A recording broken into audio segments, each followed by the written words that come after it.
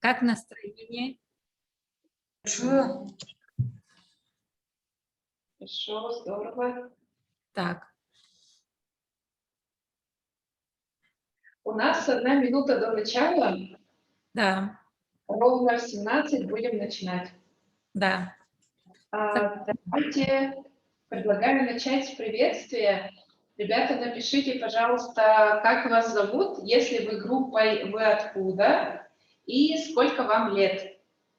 У нас с вами предстоит 3 мастер-класса по профориентации. Я вам расскажу, что будут они в себя включать. Я закреплю себя, чтобы меня было лучше видно. Хорошо. Так, я буду вещать сегодня с нашего Центра опережающей профессиональной подготовки. Вот из нашей такой интересной, прекрасной студии Джалинга. Презентация моя будет здесь, чат я буду смотреть вот здесь вот на экране, поэтому все вижу, что вы пишете, включены ли у вас камеры или нет. Я вижу, есть совсем ребята. Хорошо, напишите, пожалуйста, сколько вам лет? Кто активно сегодня будет участвовать? Сколько вам лет?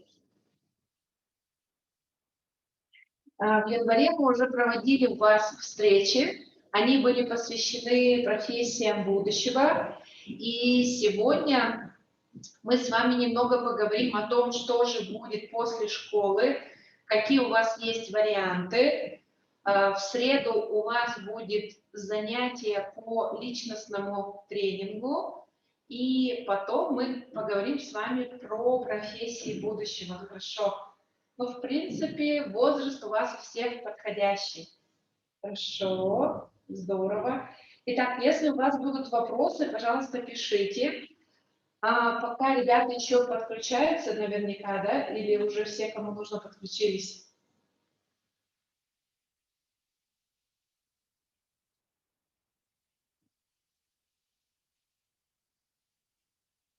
Хорошо. Так, здорово. Давайте будем начинать. Сегодня я расскажу вам про то, какие уровни образования существуют, о том, куда можно поступить после 9 и 11 класса, о том, как изменились правила поступления в этом году и чем колледж отличается от вуза. Напишите, пожалуйста, вы в каком классе учитесь? Я вот смотрю, есть совсем ребята, которым еще, казалось бы, далеко от окончания школы. Хорошо, 7 класс, здорово. Так. Напишите, пожалуйста, в каком вы классе учитесь. 8,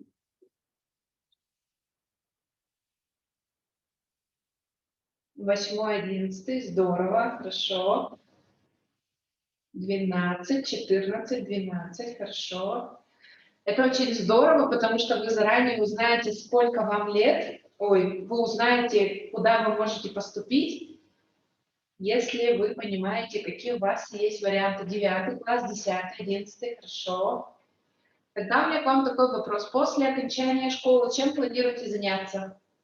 Когда закончите школу? Когда закончите школу, чем планируете заняться?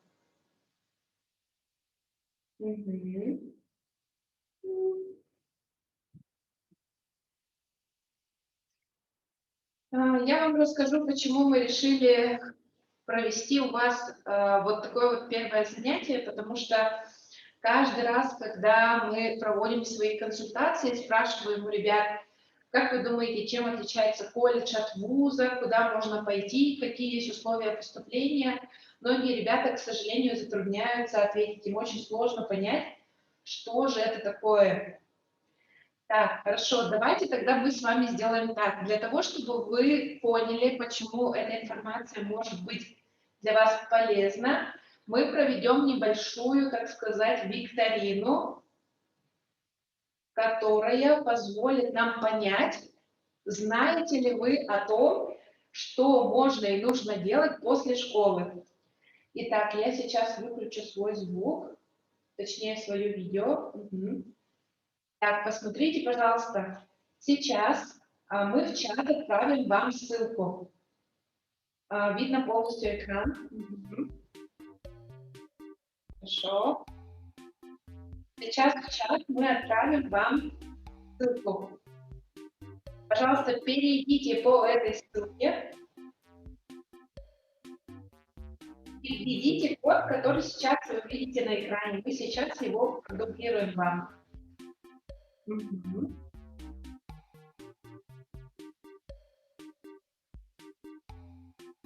Хорошо.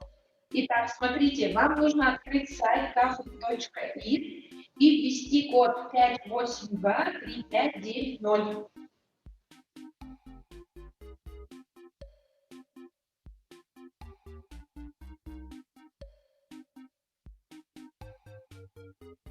Мгм.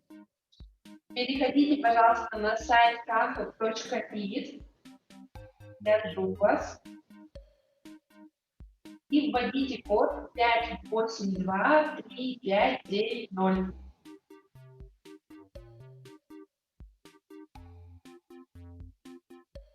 Пожалуйста, можно ссылку еще один раз отправить? Просто одну ссылку. Мгм. Сейчас, минуту. Итак.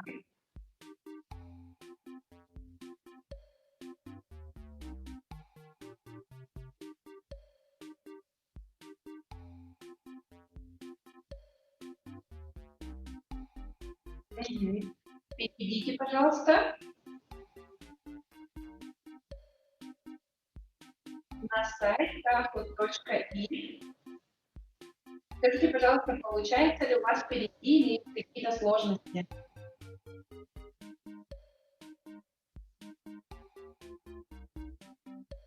Вот мы вам выделяем kahoot.it. Смотрите, как только кто-нибудь из вас перейдет, у нас появится сразу информация о том, что вы перешли.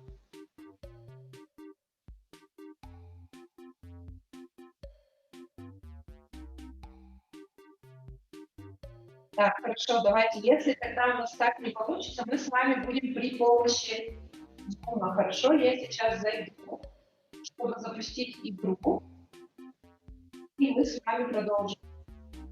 То есть, смотрите, в поисковой строке нужно набрать kahoot.it, и вам выйдет вот такой вот интерфейс. И там нужно ввести код. Так, минуту тогда. Хорошо, тогда смотрите, у вас будет видно следующим образом. Вам нужно будет смотреть на экран, и ответы, в них можете написать любой, все, что хотите. Можете написать свое имя, можете написать какие-то буквы, цифры. Хорошо. Так, вот у нас есть один участник. Да, вот есть два участника. Здорово. Да, раз вы подключаетесь, я тогда подключаться не буду.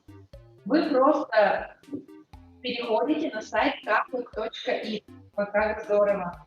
Давайте еще тогда одну минуту подбьем.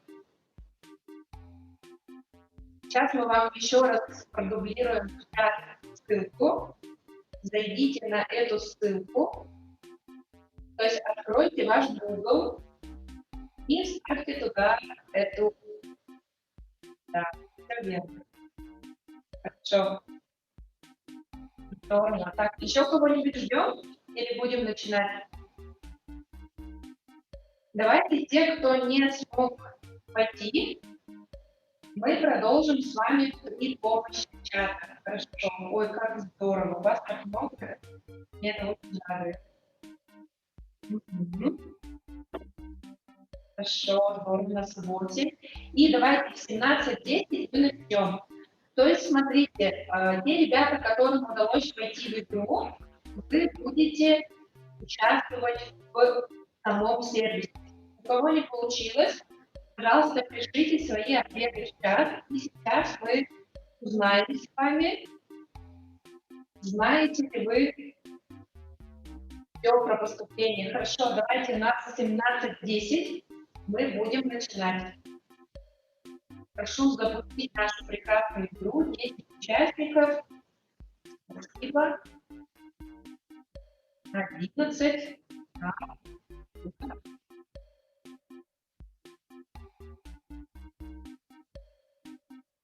Хорошо. Давайте мы тогда запустим игру. Итак, уровни образования РФ. Я буду зачитывать вам вопрос. Ваша задача выбрать правильный ответ. Итак, первый вопрос. Поступить в колледж, техникум и другие учреждения СПО можно. Красная кнопка только после 9 класса, желтая кнопка только после 11, синяя кнопка только после 10 и зеленая кнопка после 9, 10 или 11 класса. Как вы думаете? Хорошо, кто не успел войти, давайте с помощью чата. То есть смотрите то, что видно на экране, и пишите в чат, как вы думаете. Итак, смотрите, вот у нас с вами первый был пробный вопрос. Итак, был вопрос такой.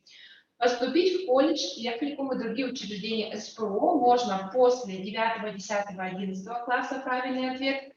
Кто-то выбрал только после 9, и никто не выбрал после 10 и после 11. Правильный ответ выбрали три участника. Хорошо. Смотрите, кто не успел подключиться, пишите, пожалуйста, свой ответ в чат. Мы тоже будем его учитывать. Хорошо? Все готовы? Все готовы? Да, 4. Хорошо, давайте. Итак, у нас второй вопрос. Так, и мы помните, что время ограничено. Итак, вопрос. В СПО учат низкооплачиваемым профессиям. Красная кнопка «да», синяя кнопка «нет». Как вы думаете? Да или нет?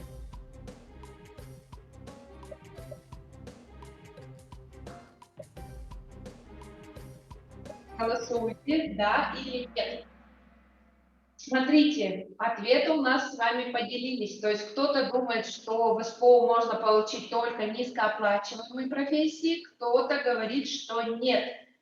Правильный ответ был нет. Хорошо, следующий.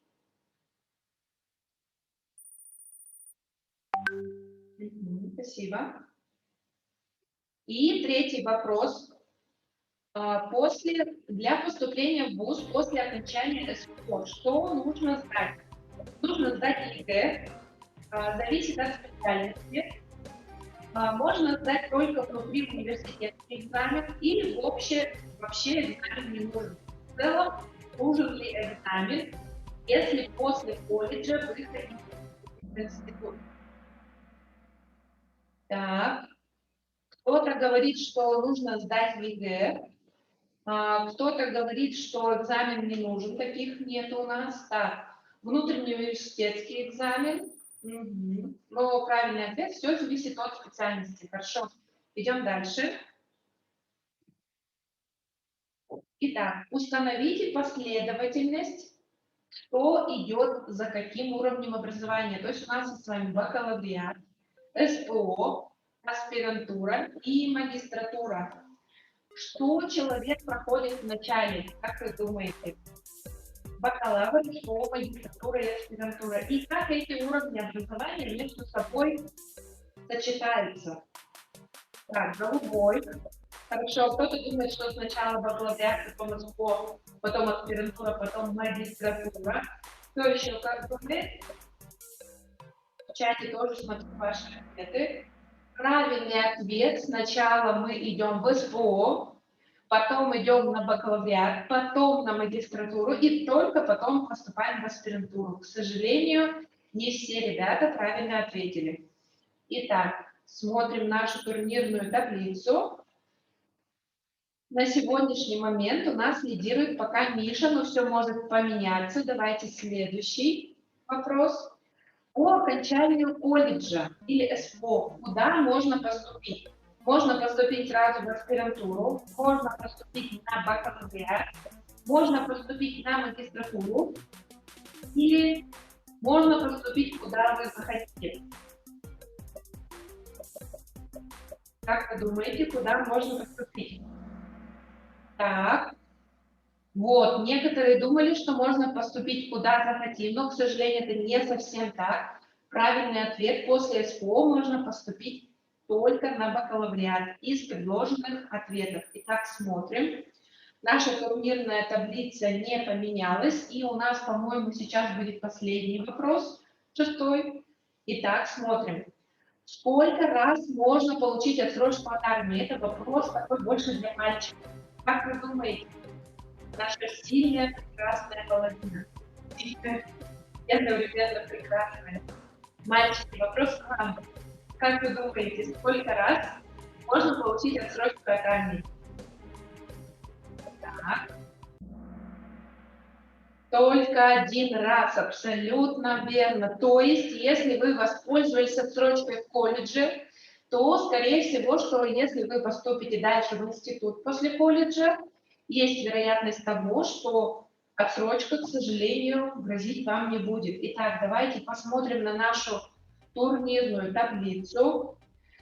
3-е место у нас занимает Борис, мы его поздравляем. Так. 3-я группа ЦДПС, 2-е место. ЦПДС.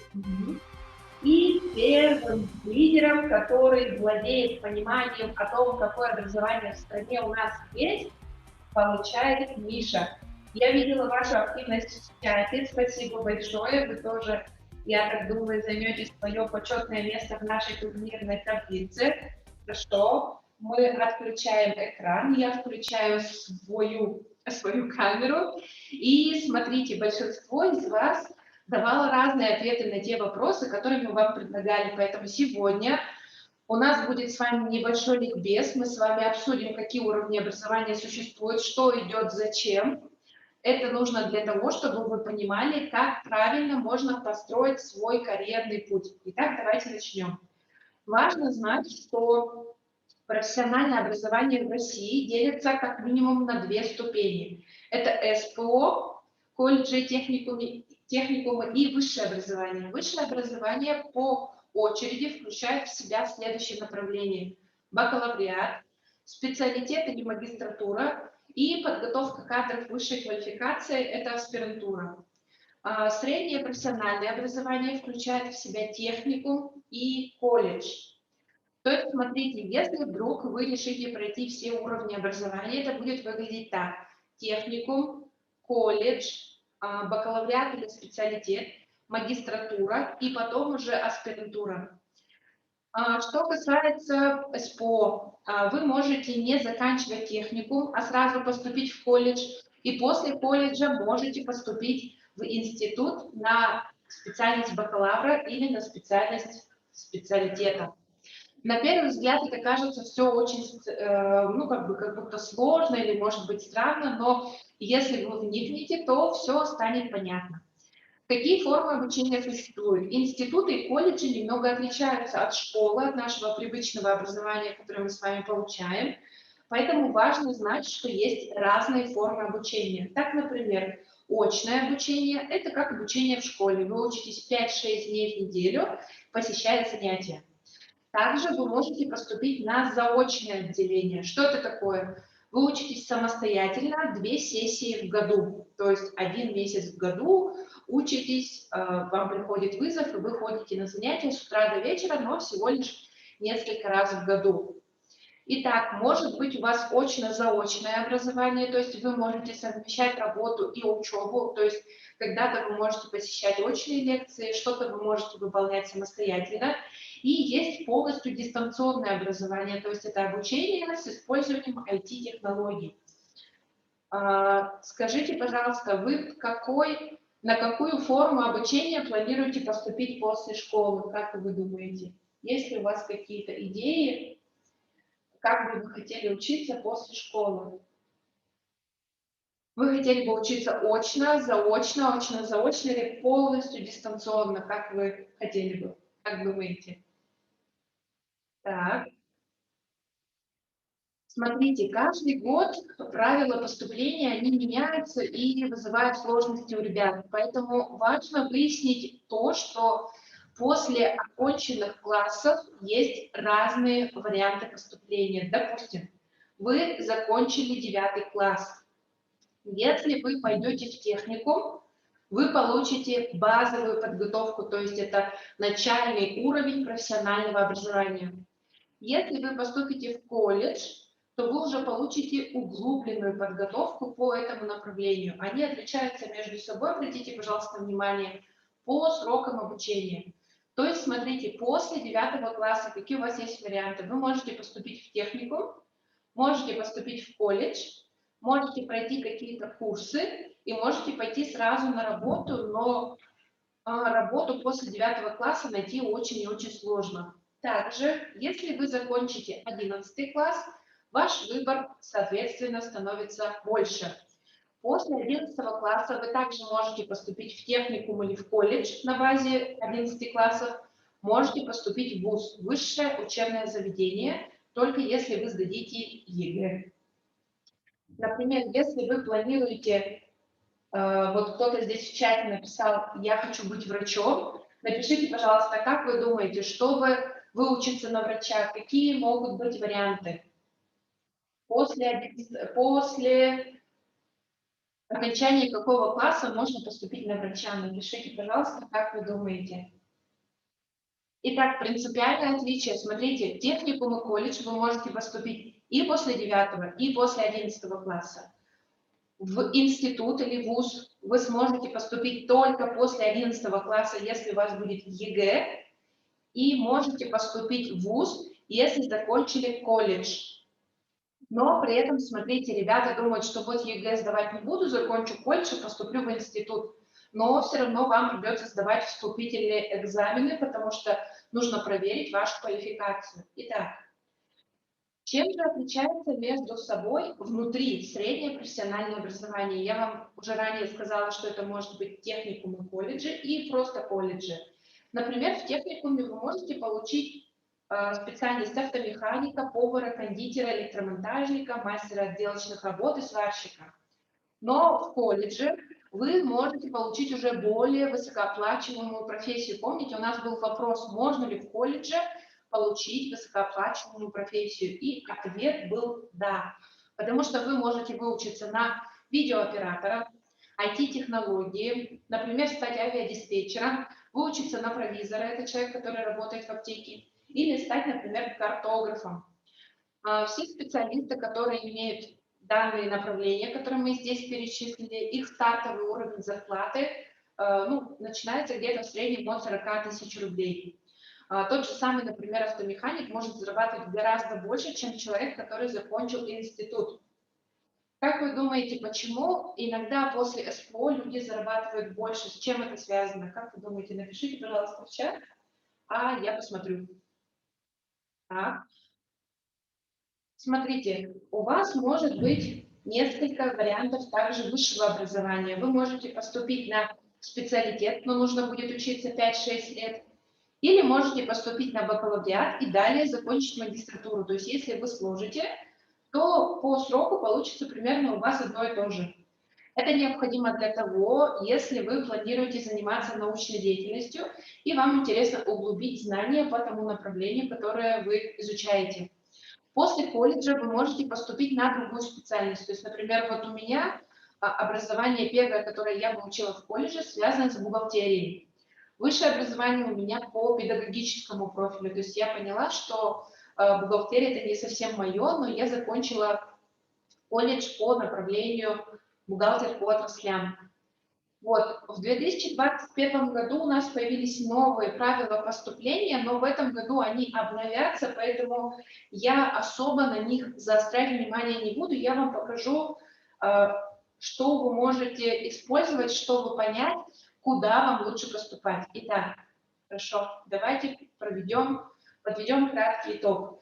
Какие есть преимущества у СПО? На самом деле сравнительно легкие условия по поступлению. Вы можете поступить в колледж только по среднему баллу аттестата. Как считается средний балл аттестата?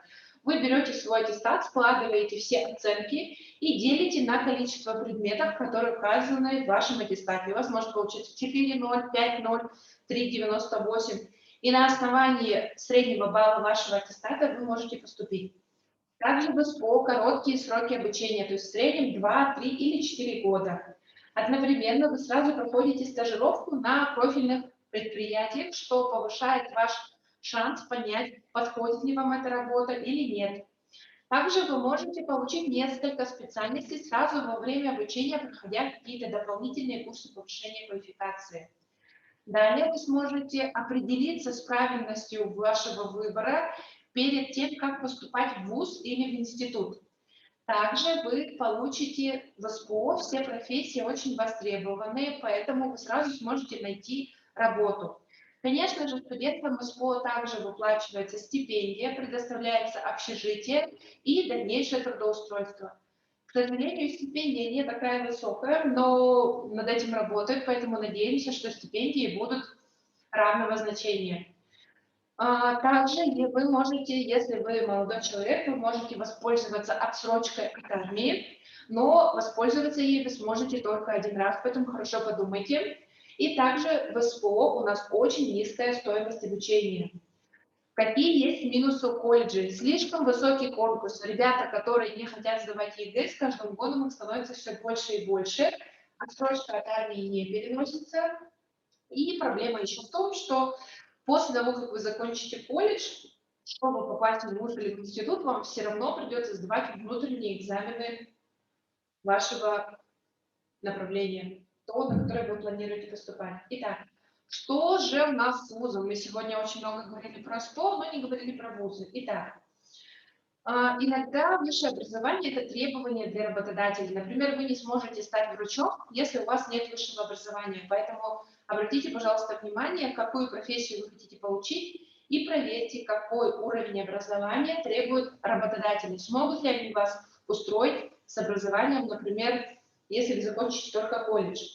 В ВУЗе очень длительный срок обучения, то есть в среднем это 5 или 6 лет, но стипендия гораздо больше, и преимущество для юношей отсрочка от армии предоставляется на весь период обучения, если вы учитесь очно.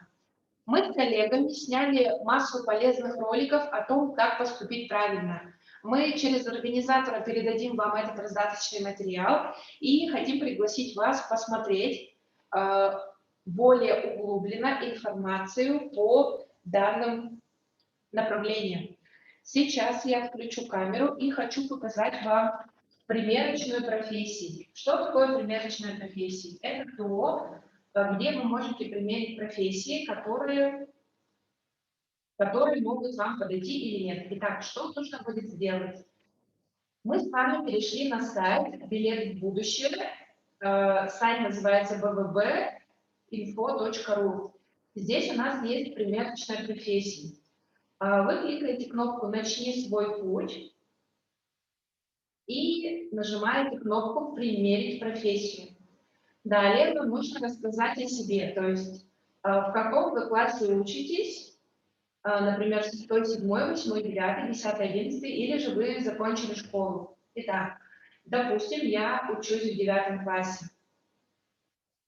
Дальше нужно будет вам выбрать, что вам больше всего подходит, определив от 10 до 17 параметров, которые вам смогут понять, какая профессия вам сможет подойти больше. Например, я люблю географию, например, русский язык и литературу. Далее вы выбираете условия работы, как бы вы хотели работать. Например, я бы хотела быть на публике, мне очень нравятся частые разъезды, и еще я люблю отсутствие ограничений рамок. Далее вы выбираете цели и ценности, например, я хочу быть известной, но при этом помогать людям. И насколько вам важно заниматься творчеством, то есть я бы хотела легко поступить без экзаменов, но при этом освоить более престижную профессию. Возможно, я бы хотела еще скорее начать работать по профессии. Дальше вы кликаете кнопку «Кто я?». И искусственный интеллект подбирает вам профессии, которые вы можете примерить. 45% мне подходит профессия специалист по сервису на транспорте. Я кликаю «Узнать больше» и читаю описание, кто такой специалист по сервису на транспорте. Это специалист, у которого обязательно должно быть высшее образование. Каждый день, чем я занимаюсь. Тут интересный факт об этой профессии. Тут дальше перечислено, где я могу сделать свою карьеру. Обратите, пожалуйста, внимание. Аэропорт, автовокзал, ЖД-вокзал. Могу работать в логистическом центре или даже работать в органах государственного управления. Так, хорошо, с этим я разобралась. Так, а что, если у меня немного другие параметры? Я, допустим, учусь в 10 классе, и при этом люблю химию, биологию и обществознание. Мне нужны четкие правила и, получается, риск для жизни, а еще я хотела бы решать интеллектуальные задачи. Так, вот я, например, выберу вот эти вот параметры. Так, и общительная, соответствие, инициативность. Окей, смотрите, что предложит. Вот, получается, большинство подходящих профессий по тому профилю, который я выбрала, это медицинские, то есть это вирусолог, врач-гериатр и, например, антикризисный менеджер. Если я нажму «Узнать больше», мне выйдет описание профессии вирусолог. И также по аналогии тут будет описано, из чего будет состоять каждый мой день, интересные факты и где я смогу сделать свою карьеру. Так, я сейчас в чат вам отправлю ссылку на сайт. Итак, наше с вами время плавно подходит к концу. Ребята, спасибо большое, что подключились, что приняли участие в викторине. Ваше задание будет до среды примерить профессии для того, чтобы понять, что подойдет вам лучше всего. До встречи в среду. Спасибо большое. У меня все.